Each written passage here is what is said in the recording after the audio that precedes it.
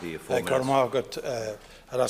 I think it's a very important debate at a very difficult time for people in my community, particularly in Eastmeath and in Drogheda. There is a gang war going on for some months now, indeed for some years in Drogheda, and despite the very welcome efforts and supports which the Gardai and the Minister have put in place, we've had the second gangland killing this very week, and it shocked and appalled everybody in our area.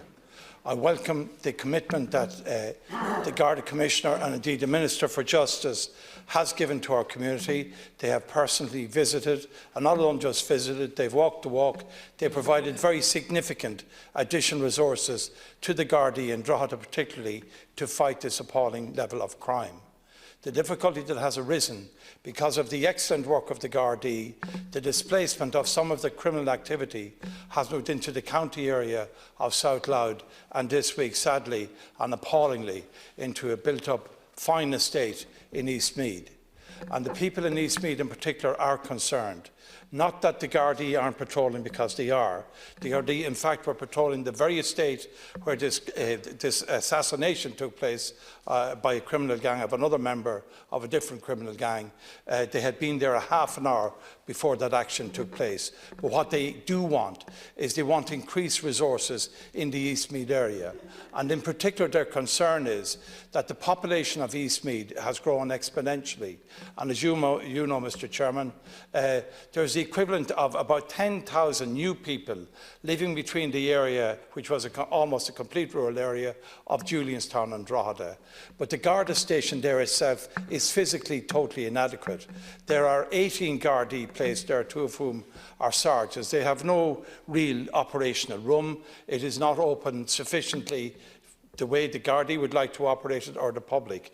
We need a new Garda station there, and I've been in communication with the Garda Commissioner some weeks ago about this matter, and clearly I don't expect the Minister to give me that answer today. But there is a difficulty, because if you live in Eastmeath, your nearest official control for the Gardai is actually the town of Ashbourne, which is many, many miles away, whereas the Garda station in Drogheda is very near you and very close. I raised with the Chief Superintendent, Christy Mangan, this issue, in fact on Monday, the day before this assassination took place. And he told me there are protocols in place and there is cover provided by Drogheda Garda Station, which is in the Louth division, to Eastmeath, as and when this seriousness arises. But the people in the community in Eastmeath are not clear on this issue, and we need, I think, Minister, a statement from your good self and the Garda Commissioner, if possible. I know the Garda Commissioner is coming to a joint policing committee in the Eastmeath area shortly, and perhaps when it is appropriate, Minister, that you would visit, if you can, and I no doubt that you, as you have visited Drogheda, to reassure the people that I know, and you know, and they know, that you're doing your very best, but that they need the physical presence, they need more Gardai, and they need the Commissioner, as we know, is coming there. I know the fight against crime is never ending, and the fight against drug crime is reaching a significant, serious crisis in Drogheda.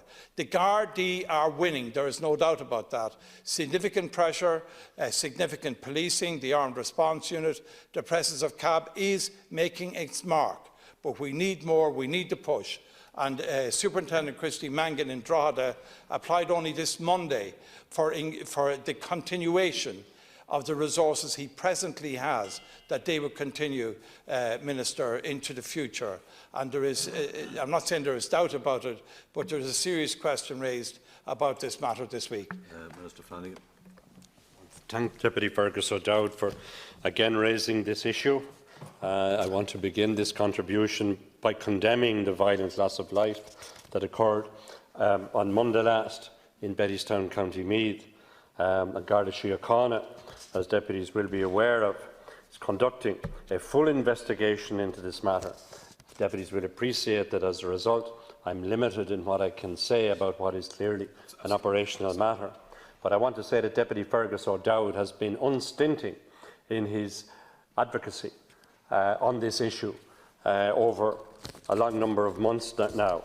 I want to acknowledge his leadership in the area, and like him I would appeal to anybody with any information on this matter to please contact Garda Síochána, the incident room Ashbourne Garda Station, or using the Garda confidential line of 1800 666 111. Indeed, more generally, I want to clearly say that I'm most aware of the concerns of the people in the area referred to by Deputy O'Dowd and indeed your own constituents, Chair, in County Louth. I can assure the people of Drogheda and the people of Eastmeath that neither the Government nor An Garda Síochána is going to permit a small number of individuals to continue to put local communities in fear for their safety. The Taoiseach and I visited Drogheda in the summer. We were both very impressed by the robust response which has been put in place by the Garda authorities in the region under Operation Stratus. Operation Stratus consists of high visibility patrols and checkpoints, days of action, covert policing initiatives targeting specific parties engaged in feud-related criminality. This operation is supported by divisional and district uniformed and plainclothes personnel, in particular the Roads Policing Unit, Community Engagement and Public Safety personnel, Detective, Drugs and Crime Units, Garda National Drugs and Organised Crime Bureau, Emergency Response Unit. Indeed, Gardai have made most important progress in tackling the threat of organised crime. Gardai also work closely with colleagues in other jurisdictions in investigating the supply of drugs and the supply of guns. I do want to remind deputies that cooperation with other relevant agencies and intelligence-led policing is producing significant results in the fight against organised criminality in Drogheda and elsewhere. Take only one example. Just last week, Gardai, attached to the National Drugs and Organised Crime Bureau, intercepted a commercial haulage vehicle in Dundalk, recovered cannabis herb with an estimated value of €3.2 million, subject to analysis. 2 men were arrested. Investigations, Chair, are continuing.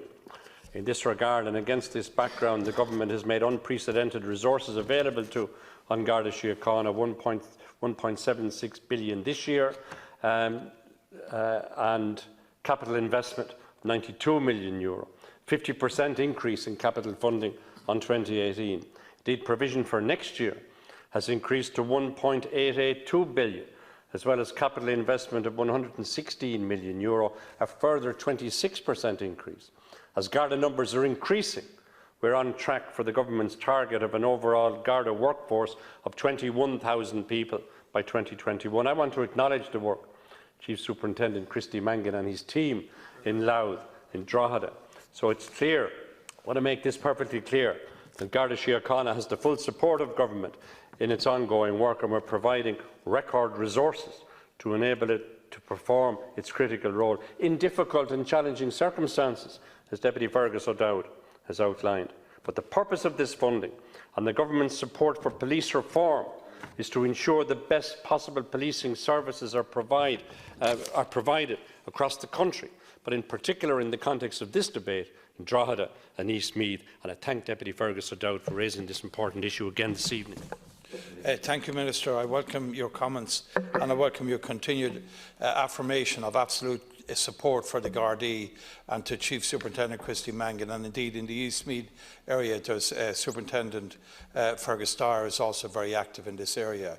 And I think what the people of Eastmeath want, and I appreciate I'm only raising this issue with you now, again, is the public awareness of the increased cooperation there is between the two distinct divisions.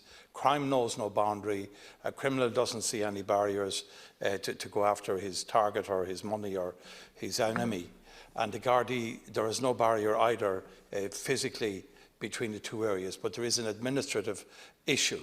Now, that is a matter for the Gardai, and I acknowledge that. It's not for the politician to decide. But I want to make it exceptionally clear that the people of Eastmeath need a public initiative or a statement from the Garda Commissioner to make clear what I know from talking to the Gardai personally, that there is full and absolute cooperation and that all available resources will be supplied. But there is a need for new additional resources because of the displacement of crime, particularly into Eastmeath. And it's unfortunately The level of Garda activity in Drogheda is very, very high, but it has displaced some criminal activities. And both of these assassinations or murders took place outside of the town of Drogheda. That's not to say there weren't attempts within the town itself as well. But again, to reiterate that the Gardai are winning this battle, but they need our continued support. But the public, and I know that you, Deputy Bannock, you're as aware as I am what Superintendent Christie, Chief Superintendent, said on Monday, that he is applying this very week for the continuation. Now, he's not looking for additional resources in his area, but he wants the assurance that he absolutely demands, and we demand for him as well, that it will continue. And I don't think there's any doubt about that. But in Eastmeath, there are additional resources. And I understand, Minister, and I appreciate you listening to what I'm saying there. Minister. I want to acknowledge, Chairman, what Deputy O'Dowd has said in respect of the administrative issue, and I trust that as an operational issue will be dealt with positively by the Garda Síochána. Over the past 3 years, and due to government funding, Garda strength in the northern region has increased to approximately 1,500 in numbers. And I wish to assure you, Deputy Brannock, in the Chair, and Deputy Fergus O'Dowd, who raised this issue, that these figures include, for example, the 25 new Gardai assigned to Drogheda by the Commissioner earlier this year during the summer in June. In total, there are now more than 150 additional Gardai deployed in the northern region compared to the position 2 years ago. And I trust that that will continue in the context of further Gardai coming on stream, graduating from Templemore over the next few weeks. I visited Drogheda. I met some of the 25 new Gardai on the street. I've seen their enthusiasm. I've seen their ambition. I've seen their expertise. And I want to acknowledge their work. And they're supported by approximately 160 Garda staff in the region, an increase of almost 35% over 3 years. The increase in Garda staff means that Gardai can be redeployed from administrative duties to operational policing duties, where their experience can be used to best effect. So we're talking about very significant financial resources being made available to on Garda Síochána. The efficient use of these resources, including the deployment of personnel, are matters which are by law for the Garda Commissioner. But I fully support the Garda Commissioner and the wider management team and on Garda Síochána in their tireless efforts to keep our communities safe in Drogheda, in Dundalk and elsewhere, but in particular in Drogheda and Eastmeath, as raised by Deputy O'Dowd. And I can assure the people of Drogheda and Eastmeath, as referred to by Deputy O'Dowd, of the continuing support of the government until those small number of people responsible for most unacceptable crimes are brought to book and are taken out of business. Thank you, Minister.